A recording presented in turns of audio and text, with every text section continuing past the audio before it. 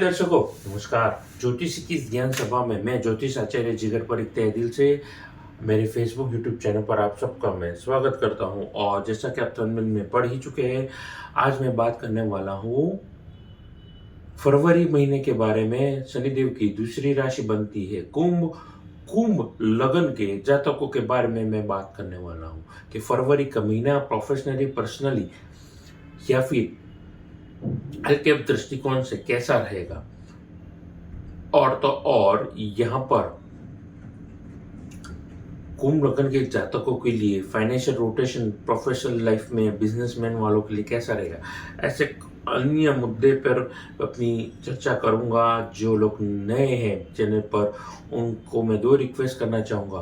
पहला रिक्वेस्ट ये रहेगा कि मेरी यूट्यूब चैनल को ज़्यादा से ज़्यादा लाइक, शेयर और सब्सक्राइब करना ना भूलिएगा। और उसके अलावा जो लोग पुराने लोग हैं उनके लिए भी मैं रिक्वेस्ट करूंगा, कृपया करके आप भी लाइक, शेयर और सब्सक्राइब करना ना भूलिए। दूसरा निवेदन ये करना चाहूंगा, जो फल खतर रहते हैं, जैसे आपने सुना लगन कुंडली के आधारित रहते हैं, यानी कि अगर आपको नहीं पता है कि लगन कुंडली कौन सी है, तो कृपया करके आप खुद की कुंडली खोलिए। सेंटर बीच में जहां पर ल लिखा होता है, वो आपकी लगन कुंडली मानी जाती है। ठीक है, तो ज्यादा देर ना करते हुए यहां पर लग्नेश शनि लगन में ही विराजे है, शश योग बनाया है, 7.5 भी चल रही है कुंभ राशि पर। तो कैसी है नवग्रह की परिस्थिति, आइए देखते हैं कुंभ लगन की जातकों की कुंडली। जैसा कि मैंने कहा था, यहाँ पर शनि लगन में ही विराजे है और पूर्ण तरीके से शश नामक पंच महापुरुष राज्य का निर्माण किया है। धन भाव में उच्च के शुक्र के साथ में राहु की युति देखने को मिली है। वहीं पर अच्छी बात यह है कि शुक्र और गुरु की जो ये परिवर्तन है बहुत शुभ संकेत दे रहे हैं, पर्टिकुलर ये कुंभ लगन की कुंडली में। कैसे? तो 12 नंबर, जैसे धन भाव में दूसरा घर आप देख सकते हैं, 12 नंबर है मीन राशि, जो राशि बनती है देवगुरु बृहस्पति की। और देवगुरु बृहस्पति दूसरे नंबर की राशि में, चतुर्थ स्थान में, दूसरे नंबर वृषभ राशि बनती है शुक्र की। तो यहाँ पर एक तरीके से परिवर्तन राजयोग भी बनता हुआ नजर आ रहा है और अच्छी सिचुएशन बनती हुई नजर आ रही है, क्योंकि देवगुरु बृहस्पति वैसे भी जैसे ही कुंडली में केंद्र प्रभाव देते हैं, 1, 4 और 10 स्थानों में, 10वें घर में बैठते हैं ना, तो वो एक पॉजिटिव इम्पैक्ट यहाँ पर क्रिएट करते हुए नजर आते हैं। वहीं पर मंगल की यहाँ पर रोल बहुत इंपॉर्टेंट बन जाता है, क्योंकि मंगल की चतुर्थ दृष्टि पंचम भाव में विराजे है, लेकिन चतुर्थ दृष्टि बनती है केतु पर, केतु व मंगल। तो यहाँ पर आगे इसका प्रभाव बताऊंगा। 12वें भाव में यहाँ पर अस्त के बुध देखने को मिले हैं और सूर्य देव के साथ में। अब अस्त के बुध इसलिए है क्योंकि सूर्य के साथ में जो भी ग्रह डिग्रिकली नजदीक जाता है वो अस्त का माना जाता है। तो देवी और सज्जनों, ये थी नवग्रह की परिस्थिति।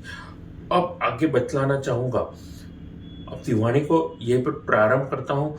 छोटा सा निवेदन एक और करना चाहूंगा, फिर से वही, मेरे यूट्यूब चैनल को ज़्यादा से ज़्यादा लाइक, शेयर और सब्सक्राइब करना ना भूलिएगा। देखिए, ऐसा सिचुएशन है यहाँ पर, शनि यहाँ पर 7.5 लेकर के विराजे, लेकिन तकलीफ ये कष्ट वाली ज़्यादातर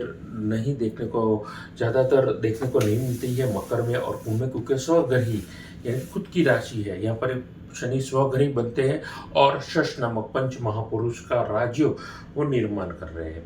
अब इसका बेनिफिट मैक्सिमम जो लोग शनि के संबंधित व्यवसाय में जुड़े हैं ना, उनके लिए जबरदस्त बन रहा है।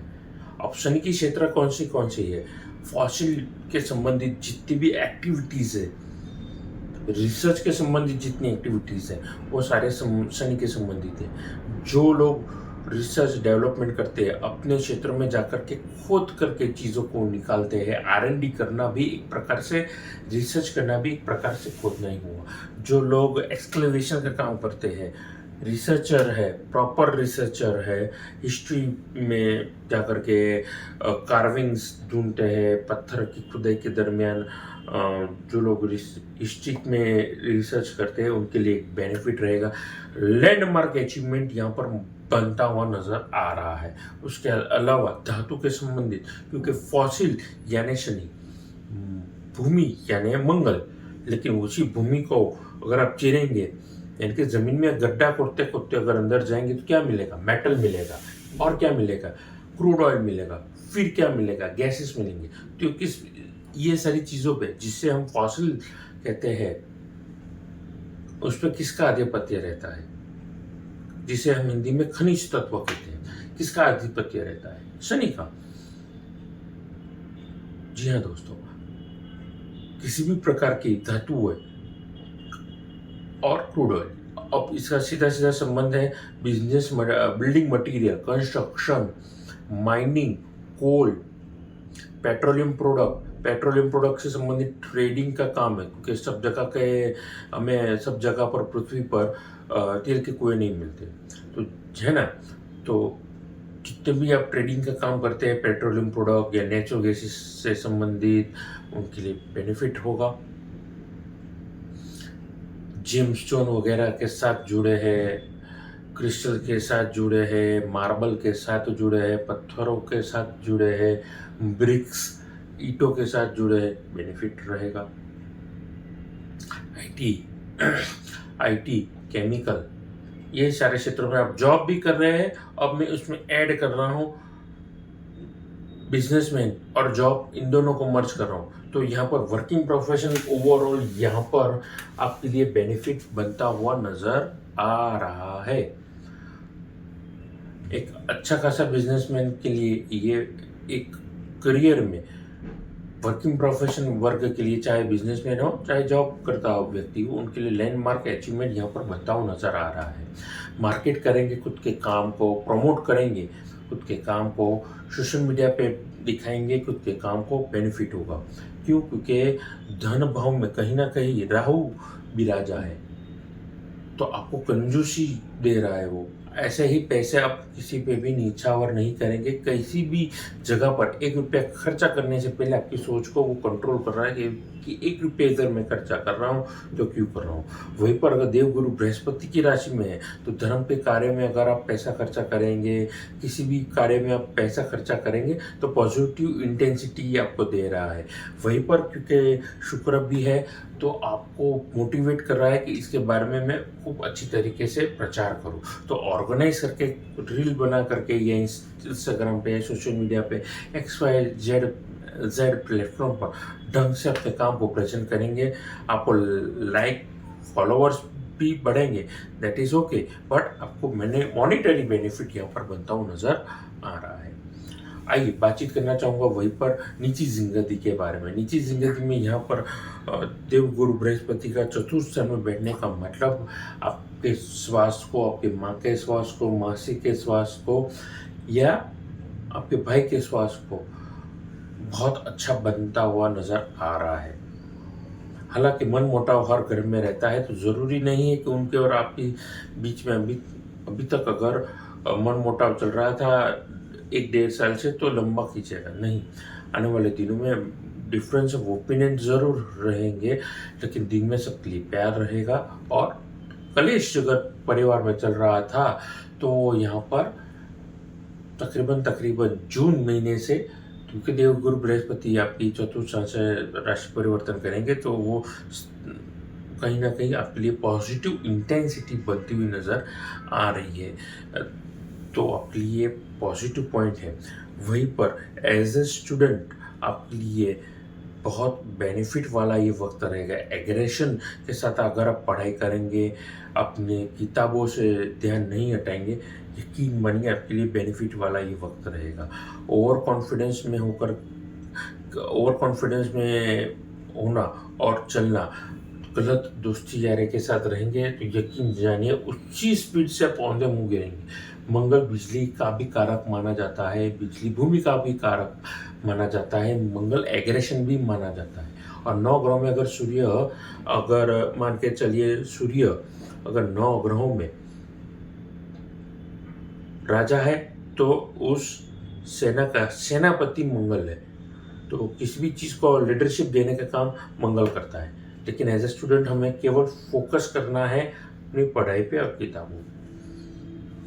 ध्यान में रखेगा, नज़र हटी दुर्घटना घटी, वो वाला कांड हो जाएगा, सिचुएशन ऑपोजिट हो जाएगी अगर ओवर कॉन्फिडेंस में चले तो कौन से स्टूडेंट है? IT, software, chemical, fabrication, civil engineering, ये सारे क्षेत्रों के स्टूडेंटों के लिए स्पेसिफिकेशन के साथ मैं बता रहा हूँ कि ऑटोमोबाइल, ये सारे क्षेत्रों में आपको पढ़ाई बहुत कस के करनी पड़ेगी। वहीं पर डॉक्टर के लिए भी वही सलाह है, जो एमबीबीएस पढ़ रहे हैं, जो डॉक्टर भी पूर्ण तरीके से डॉक्टर भी नहीं बोले जा सकते और पढ़ाई कर रहे हैं, उनके लिए भी ये एक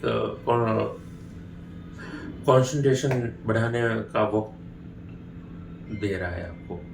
तो कृपया करके प्रैक्टिकल और थियोरिकल दोनों पे आपके लिए फोकस करेंगे, फ़ायदेमंद रहेंगे।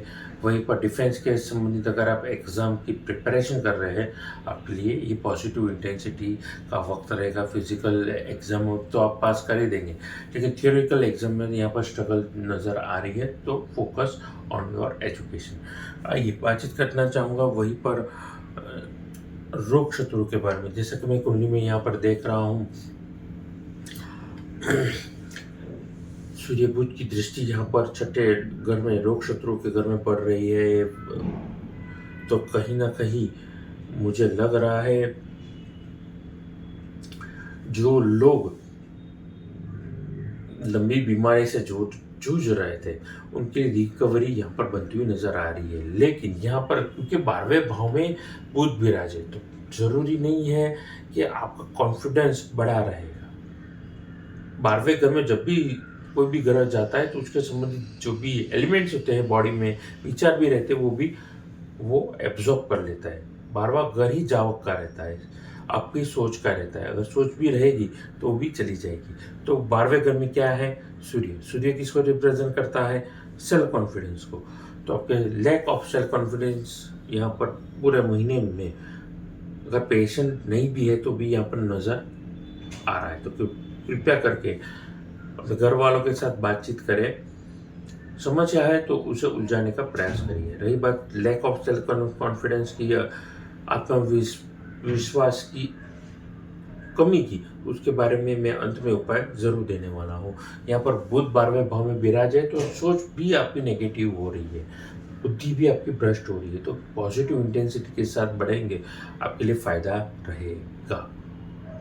कौन से वर्ग है या कौन सी बीमारी है जिससे आप बच सकते हैं?